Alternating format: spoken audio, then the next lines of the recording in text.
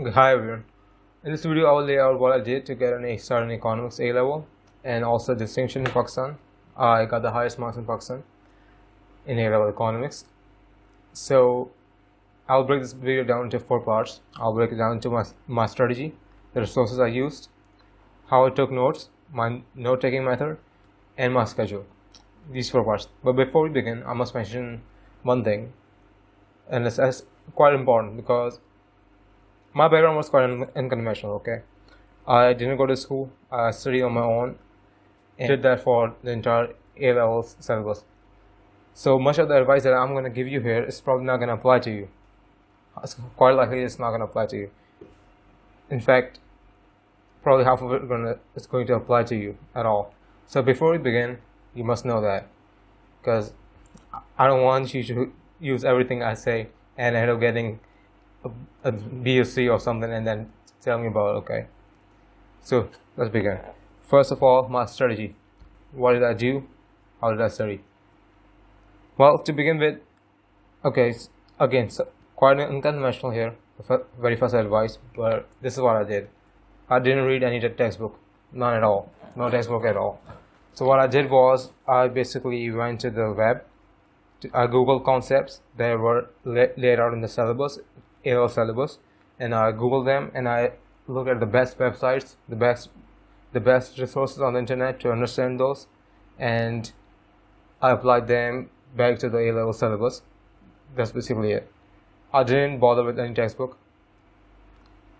The reason I didn't bother with any textbook is basically because textbooks are quite theoretical. Okay, they're not practical. They do have examples, but the examples are quite not applicable to real life, So I wanted my learning to be practical, something that I can apply, not just in A-level economics, but beyond A-levels. So that's the prime reason I didn't read any textbook. I went straight to the websites, went straight to, say, news articles and things where the economic concepts were being applied, and I didn't bother with any textbook. So yeah, first advice, quite unconventional, but yeah, there you have it.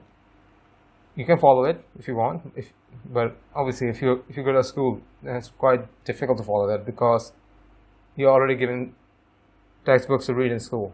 So clearly you cannot follow that, but you can still try to utilize resources that are on the internet rather than your textbook. You can do that. Anyhow, let's move on to the second advice. Second thing is resources. Since my entire learning was based on the internet, I use a lot of resources. The thing with resources is there are thousands of things you can use to learn on the internet. I mean, we live in the age of abundance. There's so much stuff you can use. It can just kind of overwhelm you, okay? And I felt that because initially that's how I felt. Initially, I went to Google and I asked what are the best economics blogs. And goddamn, there were like 8,000. I couldn't decide which one to choose. I ended up choosing a couple which I'll mention right now, but there are thousands of resources and you're gonna have to sift through all of them to get the good ones, but that's quite time wasting. Okay, so I'll lay out to you the best ones that I know of. Perhaps they have changed. No, I mean, perhaps some new ones have come out that I do not know about, but these are the ones I used and they were pretty damn effective and they are still active, so that's a big plus. But first, I would not be recommending any textbooks because I simply didn't read any. First of all, the news channel I used the most was The Economist, as thousands of economist students have already heard The Economist. Okay, use it. It's pretty good. Simply as, though initially you may find it quite difficult to relate the things you're learning in the economist syllabus to the news or the articles you were reading in the Economist.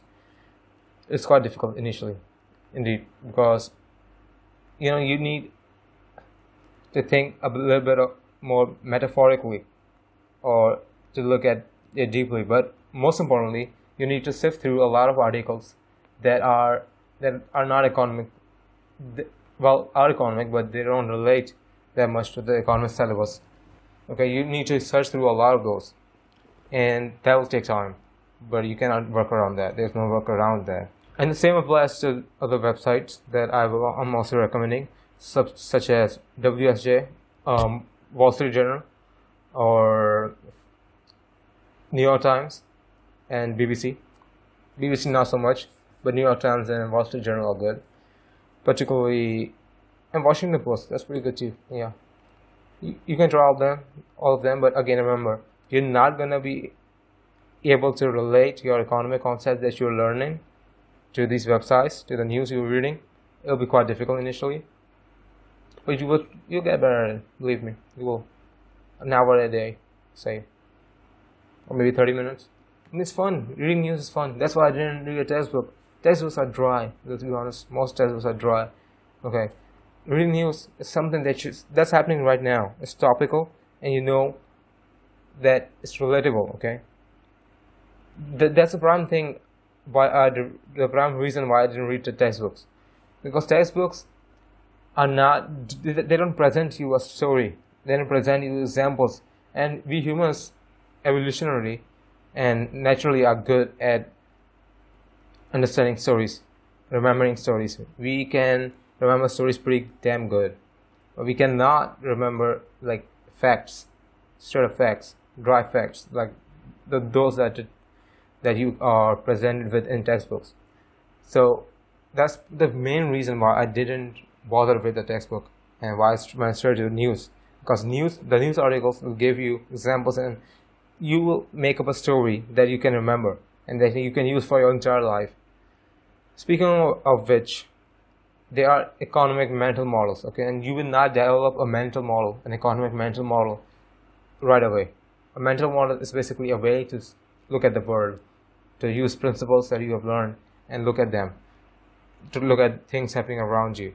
So the economic mental model, it will take time to develop, and by reading these news, you will develop it far faster. Anyhow, moving on to the second thing, which is channels, YouTube channels or videos. So what I'd use was mostly Khan Academy, and also, what's it called? Yeah, Crash Course. That's pretty good. You can use it. But even more importantly, I used the Marginal Revolution University. For the mathematical side of economics, I use Khan Academy. For the articles and everything, the most textbook kind of experience, I use Tutor2U, its articles. And for videos, for general things, for the history of economics and how economics is applied right now to things that are happening, I use Marginal Revolution videos. So basically, if you combine all these three, Tutor2U, and Marginal Revolution University, and Khan Academy, you got it. I mean, it's pretty easy then. There's no need to worry that you will miss a concept, or that you will not understand a concept that is too obscure or anything. Okay, these websites, especially Khan Academy and Marginal Revolution University, they just put it down to you so simply that even a five-year-old can understand it. It's pretty easy, believe me. Anyway, let's move on to blogs, the third resource I use. Blogs are pretty capricious, let's just say. You know, they can be quite applicable or quite just basically irrelevant. So before you go on to try the different blogs, I'll tell you the ones that worked for me. What worked for me was Marginal Revolution blog by Professor Tyler Cowen at George Mason University and his colleague Alex Tabarrok. It's a pretty good blog. It is quite good at distilling economic concepts, but it's quite obscure at the same time. Okay, I can tell you how much I struggled to apply the economic concepts that I was learning towards the things I was reading in the blog. It was goddamn difficult. I mean, it's even more difficult than reading news. So you're gonna have to develop that economic mental model quite substantially. I mean, it must be damn strong before you start reading the blog, or before you start comprehending. I mean, you can read it. It's like, you know, you don't just learn to ride a bicycle. You learn to ride a bicycle. You don't sit on the bicycle and start riding right away. So obviously, to build that economic mental model, you'll have to read the blog or other blogs like that. It will be obscure. It will be difficult, and But it'll be fun because the writing there is really fun. They are both good writers. Second, we have Tim Harford blog. Okay, and this is going to be much more applicable to you folks because he's British, and I'm assuming most of you guys are from UK. So the news articles and everything, they will be the ones that I mentioned. They will be applicable to you. So do read that blog too. And speaking of Tim Harford, you can also read Financial Times. I'm a fan. It's pretty good. I'm a fan. Yeah. Let's move on to the third thing, note-taking. So for note-taking, I'll first of all mention that note-taking is highly subjective, okay? I mean, there are thousands of ways you can take notes, and the way I took notes is not necessarily the only way. Definitely not the only way. So it's quite subjective, and you can try out anything, literally. So for note-taking, I took copious amounts of notes, literally, a lot of notes, okay? I filled up like 200 pages, 3 books of 200 pages each. Yep, about 600 pages of notes. That's quite a lot. I mean, I literally wrote a full goddamn book thing. Was because I use my notes not exactly to revise. I use them to explain things to myself. I imagine that in the future I'll be explaining to a dumber version of myself.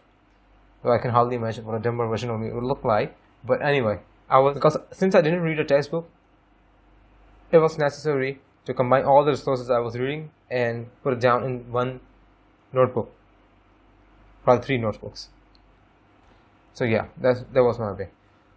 The problem with this way is you will never ever want to go back to your notes. I mean, I sure as hell didn't.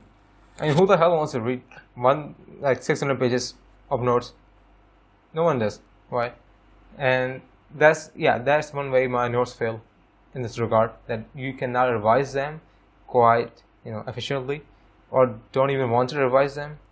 But yeah, the thing is, I didn't need to revise them, you see, because I had explained it to myself in such clear details that the concept had truly cemented in my mind, and I didn't have to go back to them. Sure, I mean, I forgot some things. I still remember all the main things, but that's also because I applied them to news articles and blogs that I was reading.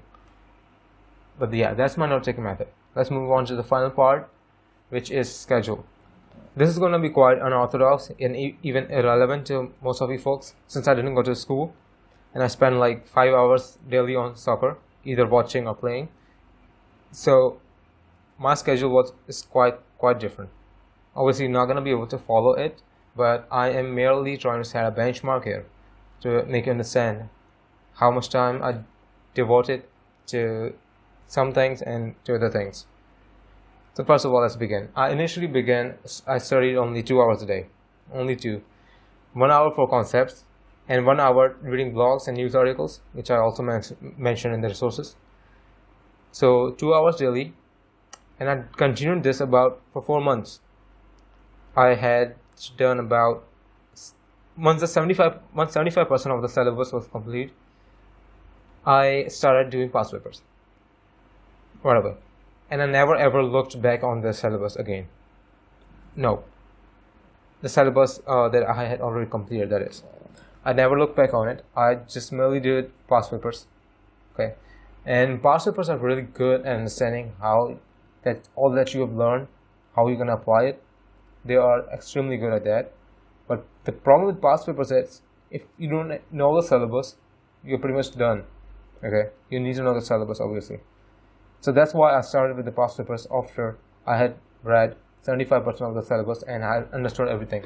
But the most crucial thing here is, when I did the past papers, I did the entire past paper. I mean, I didn't use any choices. There were choices given in the, I don't know if they are still given, but there were choices given in the economics paper that you can attempt.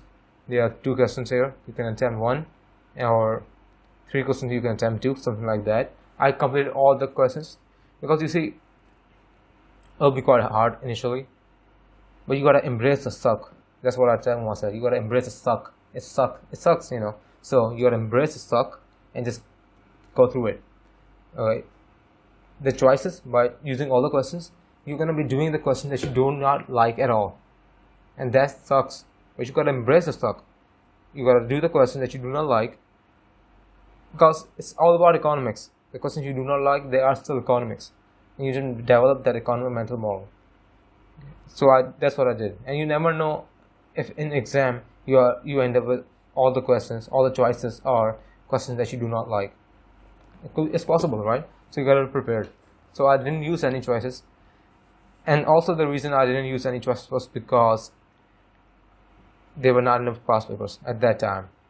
I was doing international A levels, so there was a lack of past papers. So that's also one reason I didn't use any choices.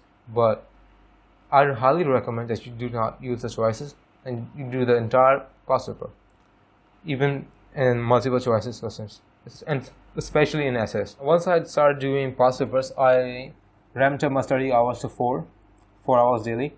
What I do was I completed a past paper in, say, 2.5 hours. It was the time limit was 1.5 hours, but I was taking a bit longer. And do not be afraid of taking longer at the start. You're going to take longer. Sure you will. Do not be afraid of it. Just embrace it. Embrace the stuff again.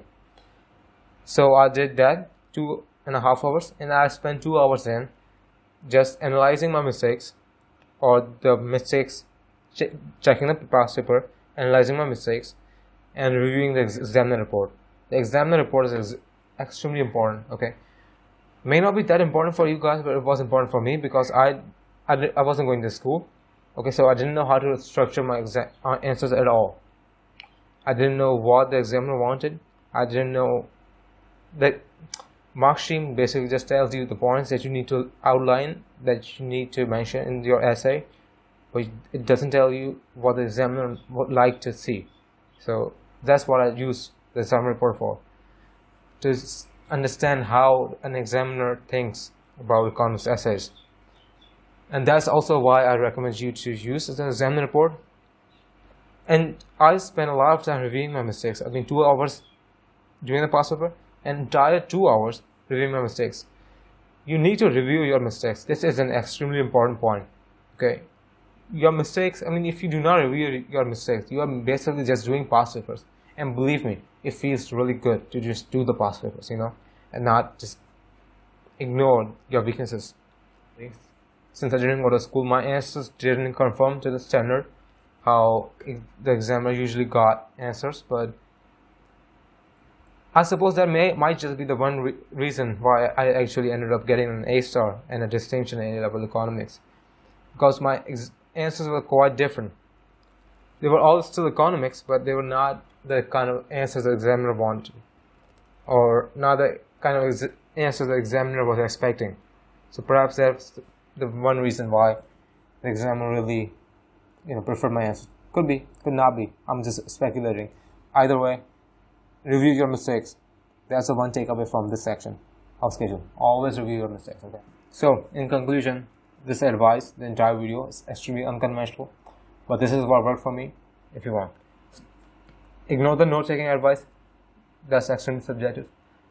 But the reviewing your mistakes and understanding and building an economic mental model and making a story, it will just completely cement into your mind. Okay, and you will remember that concept for a long time. So do it all this, and I can assure you, if not an A star, you definitely want to get an A. But this method is difficult in that you will always have doubts that you're not doing the right thing. So yeah, but it worked for me. Again, it may not work for you. This is the last time I'm saying this. Oh, and that's about it. There are many other things I can mention. For instance, the apps I used to study on my own, how I extracted economic concepts and bits from the news articles I was reading, and much more, and my note-taking method in particular. If you guys would like to watch or know about those things as well, I'll make videos in the future about it. Let me know in the comments, and please subscribe. I mean, this is a new channel, so I highly appreciate it if you guys can subscribe, comment, and especially share. Okay, I'll be uploading more economics videos in the future if there's demand, but I need to see some encouragement. Okay, thank you.